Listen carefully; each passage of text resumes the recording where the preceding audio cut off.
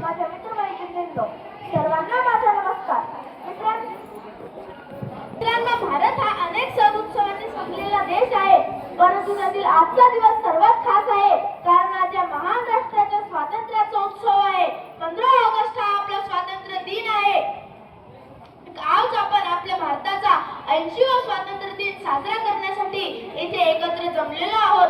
सर्वप्रथम मी अमित विजय जाधव तुम्हा सर्वांना स्वातंत्र्य दिनाच्या खूप खूप शुभेच्छा देतो आणि माझ्या भाषणास सुरुवात करतो. मित्रांनो, आजचा दिवस म्हणजे फक्त दिनदर्शिकेतील एक तारीख नाही, तर हा भारत देशासाठी अभिमानाचा, सन्मानाचा, त्यागाचा, बलिदानाचा व राष्ट्रभक्तीचा दिवस आहे. हा दिवस प्रत्येक भारतीयाच्या मनात देशभक्तीची भावना जागृत करतो. कारण मित्रांनो, आजच्याच दिवशी म्हणजेच 15 ऑगस्ट 1947 रोजी ब्रिटिशांच्या गुलामगिरीतून आपला भारत देश मुक्त झाला व प्रथमच भारतीयांना स्वातंत्र्याची चव चाखायला मिळाली.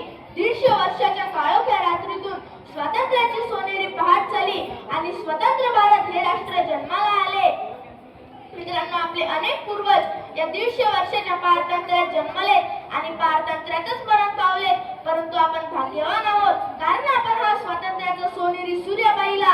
परंतु काळ रात्रीच्या गर्भात लपलेला हा सोनेरी उषः काळ घडवून आणण्यासाठी भारत भूमीतील असंख्य वीरांनी रक्तरंजित संघर्ष केला.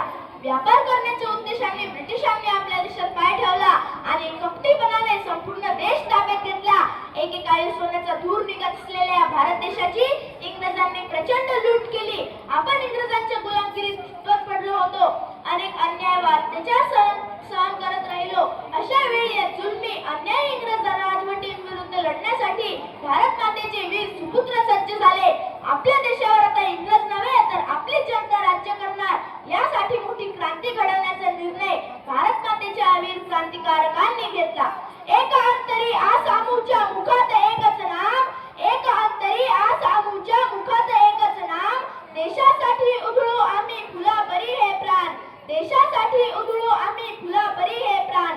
याच समर्पण भावनेतून भगतसिंग, सुखदेव, राजगुरू, चंद्रशेखर आझाद, खुदिराम बोस, चाफेकर बंधू, मदनलाल धिंगरा, अनंत कान्हेरे यांसारख्या तरुण क्रांतिकारकांनी सशस्त्र क्रांतीचा अवलंब केला आणि भारत मातेच्या सुटकेसाठी ते हसत हसत फासावर गेले. तर मित्रांनो, या स्वातंत्र्य सैनिकांच्या बलिदानातून मिळालेल्या स्वातंत्र्याची आपण जाण ठेवली पाहिजे. ते होते म्हणून आज आपण आपल्या देशात मोकळेपणाने श्वास घेऊ शकतो. क्रांतिकारकांप्रमाणेच महात्मा गांधी, पंडित जवाहरलाल नेहरू, डॉक्टर बाबासाहेब आंबेडकर, सरदार वल्लभभाई पटेल, लाला लजपत राय, नेताजी सुभाषचंद्र बोस यांसारख्या नेत्यांनी स्वातंत्र्याच्या लढ्यात उडी घेतली.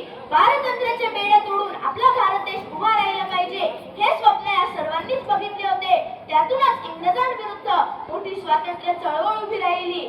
महात्मा गांधी यांनी अहिंसेच्या मार्गातून लढा दिला, तर नेताजी सुभाषचंद्र बोस यांनी आझाद हिंद सेना स्थापन करून लढा दिला. मित्रांनो, या स्वातंत्र्याची किंमत सीमेवरील लाखो जवानांनी आपल्या बलिदानाने दिली. तर मित्रांनो, अशा नेत्यांच्या, वीरांच्या त्यागाची, बलिदानाची व समर्पणाची आठवण करण्याचा आजचा दिवस आहे. त्यांच्या अथक परिश्रमातून आपल्या देशाला स्वातंत्र्य मिळाले व दिल्लीच्या लाल किल्ल्यावरती आपल्या देशाचा तिरंगा अभिमानाने फडकला. त्यांनी त्यांचा काळ दिला म्हणून आपला आज उज्ज्वल आहे. मित्रांनो, आपण स्वतःला आज एक प्रश्न विचारूया की स्वातंत्र्य म्हणजे नेमके काय? स्वातंत्र्य म्हणजे मनमानी नव्हे, तर स्वातंत्र्य म्हणजे जबाबदारी. स्वातंत्र्य म्हणजे अधिकार, पण त्यासोबत कर्तव्यही. स्वातंत्र्य म्हणजे पर्यावरणाचे रक्षण, प्रामाणिकपणा, संविधानाचा आदर व राष्ट्रहिताला प्राधान्य देणे. मित्रांनो, आजच्याच दिवशी म्हणजे 15 ऑगस्ट 1947 रोजी 150 वर्ष भारत भूमीवर फडकणारा युनियन जॅक खाली घेण्यात आला आणि अभिमानाने तिरंगा फडकवण्यात आला. भारतात स्वातंत्र्याची सोनेरी पहाट झाली. मित्रांनो, आपल्याला मिळालेले हे स्वातंत्र्य अबाधित ठेवणे हे आपल्या सर्वांचे आद्य कर्तव्य आहे. स्वातंत्र्य सैनिकांच्या बलिदानाचे स्मरण करून देशाच्या प्रगतीसाठी प्रयत्न केले तर खऱ्या अर्थाने स्वातंत्र्य दिन साजरा होईल आणि जगात भारत देश महासत्ता म्हणून उदयास येईल. स्वातंत्र्यानंतर आपल्या देशाने कृषी, विज्ञान व तंत्रज्ञान, साहित्य, खेळ, औषध निर्मिती, डिजिटल व्यवहार या सर्व क्षेत्रात चांगली प्रगती केली आहे. आज भारताकडे स्वतःचा आण्विक साठा आहे. तरीही आज भारतासमोर महागाई, भ्रष्टाचारी, गरिबी, स्त्रियांवर अत्याचार, पर्यावरणाचे प्रदूषण, सामाजिक विषमता यांसारख्या समस्या आवासून आहेत. तर या समस्यांचे निवारण झाल्याशिवाय आपला भारत देश सुखी, संपन्न व प्रगत होणार नाही. या सगळ्या आव्हानांवर मात करण्यासाठी फक्त सरकार पुरेसे नाही, तर एक जागरूक नागरिकही तितकेच महत्त्वाचे आहे. देशासाठी मोठे कार्य करण्याची संधी प्रत्येकालाच मिळेल असे नाही, परंतु आपण आपले काम व्यवस्थितपणे व प्रामाणिकपणे केले तर ती सुद्धा एक देश सेवाच आहे.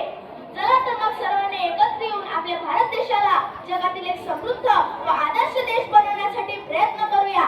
शेवटी विद्यापीठाची रजा घेताना एवढेच म्हणावेसे वाटते, रंग बलिदानाचा